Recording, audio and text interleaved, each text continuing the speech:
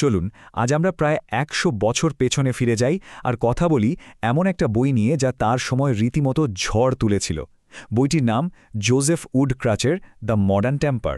তবে শুধু বইটা নিয়েই কথা বলবো না, আমরা দেখব কিভাবে সময়ের সাথে সাথে লেখক নিজেই তার ভাবনাগুলোকে নতুন করে সাজিয়েছিলেন। বেশ মজার একটা আলোচনা হতে চলেছে, চলুন শুরু করা যাক। এই একটা লাইন, সত্যি বলতে এটাই যেন পুরো বইটার সারমর্ম। ক্রাচ আসলে বলতে চাইছিলেন যে বিজ্ঞান আমাদের যে বিশাল, শীতল আর উদ্দেশ্যহীন একটা মহাবিশ্বের ছবি দেখিয়েছে, সেখানে আমাদের আবেগ, ভালোবাসা, নীতিবোধ, এইসব মানসিক অনুভূতির কোনো দাম নেই, যেন আমরা এক অচেনা উদাসীন জগতে নির্বাসিত। এই সেই বিখ্যাত বই যা নিয়ে আমাদের আজকের আলোচনা। আর এর লেখক জোসেফ উডক্রাচ কোনো সাধারণ লেখক ছিলেন না। তিনি ছিলেন তার সময়ের একজন নামকরা চিন্তাবিদ, যিনি বিংশ শতাব্দীর বুদ্ধিবৃত্তিক যে তোলপাড় সেটাকে খুব কাছ থেকে দেখেছিলেন এবং নিজেও তার একটা অংশ ছিলেন।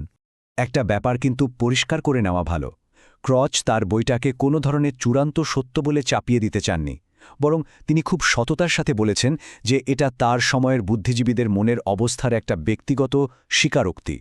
এটা কোনো রায় নয়, এটা ছিল তার গভীর এক উপলব্ধি। তো তিনি আসলে কি বুঝতে চাইছিলেন? তিনি দেখতে চাইছিলেন কেন তার সময়ের মানুষজন বিজ্ঞান আর দর্শনের নতুন নতুন সব আবিষ্কারের ফলে এক ধরনের অদ্ভুত শূন্যতা অনুভব করছে। তার মূল লক্ষ্য ছিল সেই সময়ের বুদ্ধিজীবীদের মনের ভেতরের এই যে একটা নীরব অস্থিরতা, সেটাকে ভাষায় প্রকাশ করা। এবার আসা যাক আসল জায়গায়। বইটার একেবারে কেন্দ্রে যে দ্বন্দ্বটা রয়েছে সেটা হলো, একদিকে আমাদের মানুষের গভীর মানসিক চাহিদা আর অন্যদিকে বিজ্ঞানের দেখানো এক শীতল বস্তুবাদী পৃথিবীর ছবি। এ দুটো জিনিসের মধ্যে যে বিরাট সংঘাত, সেটা বোঝানোর জন্য তিনি একটা অসাধারণ রূপক ব্যবহার করেছিলেন। একদম সহজ করে ভাবলে ক্রচ মানুষের এই মোহভঙ্গের প্রক্রিয়াকে একটা শিশুর জন্মের সাথে তুলনা করেছেন। যেমন একটা শিশু মায়ের গর্ভে একদম সুরক্ষিত থাকে, তার সব চাহিদা পূরণ হয়, মানবতাও একসময় ঠিক সেভাবেই ধর্মীয় বিশ্বাসের উষ্ণ আশ্রয় ছিল। কিন্তু জন্মের আঘাতের মতো বিজ্ঞান আমাদের এমন এক জগতে এনে ফেলল যা আমাদের চাওয়া পাওয়ার কোনো তোয়াক্কাই করে না। আর তারপর শুরু হয় কঠিন বাস্তবতাকে চেনার এক বেদনাদায়ক প্রক্রিয়া। ক্রাচের মতে ঠিক যেমন একটা শিশু ধীরে ধীরে বোঝে যে পৃথিবীটা তার ইচ্ছামতো চলে না, তেমনি বিজ্ঞানের অগ্রগতির সাথে সাথে ঈশ্বরের ভূমিকাও যেন আস্তে আস্তে কমে আসতে থাকল।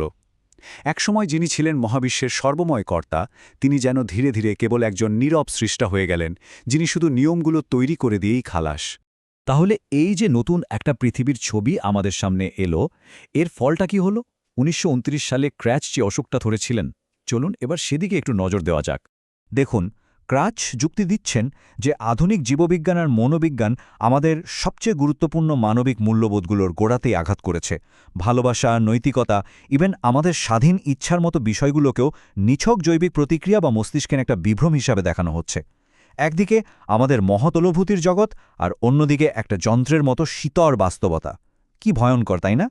তাহলে উপায় কি? ক্রাচ বলছেন আমাদের সামনে দুটো ভয়ঙ্কর রাস্তা খোলা আছে। হয় আমাদের এই অনুভূতিহীন, মূল্যহীন জগতের সাথে মানিয়ে নিতে হবে, নিজেদের মনুষ্যত্বকে বিসর্জন দিয়ে একটা যন্ত্রের মতো হয়ে যেতে হবে, অথবা এমন কিছু মূল্যবোধকে আঁকড়ে ধরে একাকী আর করুণ একটা জীবন কাটাতে হবে যেগুলোর এই বিশাল মহাবিশ্বে কোনো ভিত্তি নেই। কিন্তু গল্পটা এখানেই শেষ হয়ে গেলে বড্ড একপেশে হয়ে যেত, তাই না? আসল চমকটা তো এখনও বাকি। চলুন এবার একটা লম্বা লাফ দিয়ে প্রায় ২৫ বছর পরের সময় চলে যাই আর দেখি কিভাবে ক্রাচ নিজেই তার পুরনো ভাবনাগুলোকে চ্যালেঞ্জ করছেন। মনে রাখতে হবে, সালটা ছিল ১৯২৯। ভাবুন একবার, প্রথম বিশ্বযুদ্ধের ভয়াবহতা সবে শেষ হয়েছে, পৃথিবী জুড়ে গভীর হতাশা আর মোহভঙ্গের একটা আবহাওয়া। তাই তার বইয়ের উপসংহার যে এতটা অন্ধকার হবে, সেটাই হয়তো স্বাভাবিক ছিল। এই ছিল তার সেই সময়ের কঠোর রায়। তার মতে কোনো আশার আলো নেই, কোনো পথ খোলা নেই। এই চরম হতাশার ছবিটা মনে রাখা খুব জরুরি, কারণ এর পরেই আসছে একটা বিরাট পরিবর্তন। এবার ফাস্ট ফরওয়ার্ড করে চলে আসা যাক ২৫ বছরেরও বেশি সময় পর ১৯৫৬ সালে। এর মধ্যে পৃথিবী দ্বিতীয় বিশ্বযুদ্ধ আর পারমাণবিক বোমার মতো আরও ভয়ঙ্কর সব জিনিস দেখে ফেলেছে। এই নতুন, আরও জটিল পৃথিবীর প্রেক্ষাপটে ক্রাচ তার বইয়ের একটা নতুন সংস্করণের জন্য ভূমিকা লিখলেন। কি অসাধারণ একটা স্বীকারোক্তি। ক্রোয়াইজ এখানে বলছেন, দেখো যে সমস্যাটার কথা আমি বলেছিলাম সেই সমস্যাটা আমি আজও দেখতে পাচ্ছি, কিন্তু আমি আর এটা বিশ্বাস করি না যে এর পরিণতি ওইরকম ভয়ঙ্কর হতেই হবে। মানে তিনি তার নিজের আগের সেই হতাশাবাদী উপসংহার থেকেই সরে এলেন। অর্থাৎ যা একসময় ছিল নিজের আর নিজের সময়ের হতাশার একটা স্বীকারোক্তি, সেটাই এখন হয়ে গেল সেই হতাশার বিরুদ্ধে একটা খণ্ডন বা প্রতিবাদ। তিনি বলতে শুরু করলেন, বিজ্ঞান আমাদের যে নিরানন্দ অর্থহীন পৃথিবীর ছবিটা দেখাচ্ছে, সেটাই যে একমাত্র সত্যি বা চূড়ান্ত সত্যি, এমনটা মেনে নেওয়ার কোনো কারণ নেই। চলুন তাহলে দ্য মডার্ন টেম্পার নিয়ে ক্র্যাচের এই নতুন এবং আরও পরিণত অবস্থানটা একটু গুছিয়ে দেখে নেওয়া যাক। এই টেবিলটা দেখলে পুরো ব্যাপারটা জলের মতো পরিষ্কার হয়ে যায়। দেখুন, রোগ নির্ণয় কিন্তু দুই ক্ষেত্রেই এক। তিনি তখনও বিশ্বাস করতেন যে মডার্ন টেম্পার একটা সত্যিকারের সমস্যা, কিন্তু পার্থক্যটা হলো উপসংহারে।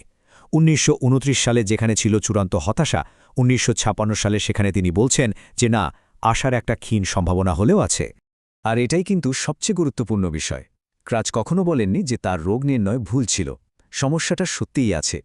কিন্তু তিনি এটা মানতে রাজি ছিলেন না যে এই সমস্যার কোনো সমাধান নেই, বা বিজ্ঞান যেটাকে সত্যি বলে দেখাচ্ছে সেটাই একমাত্র সত্যি। শেষে একটা প্রশ্ন রেখে যাওয়া যাক। ক্রাচ যে মানসিক সংকট আর দ্বন্দ্বের কথা বলেছিলেন তা তো প্রায় ১০০ বছর আগের কথা, কিন্তু আজকের এই টেকনোলজি চালিত কৃত্রিম বুদ্ধিমত্তার যুগে দাঁড়িয়ে আমাদের কি মনে হয় না যে আমরা সেই একই সংকটের আরও গভীর কোনো রূপের মুখোমুখি? এই মডার্ন টেম্পার কি আজও আমাদের সঙ্গেই আছে? ভাবার মতো একটা প্রশ্ন, তাই না?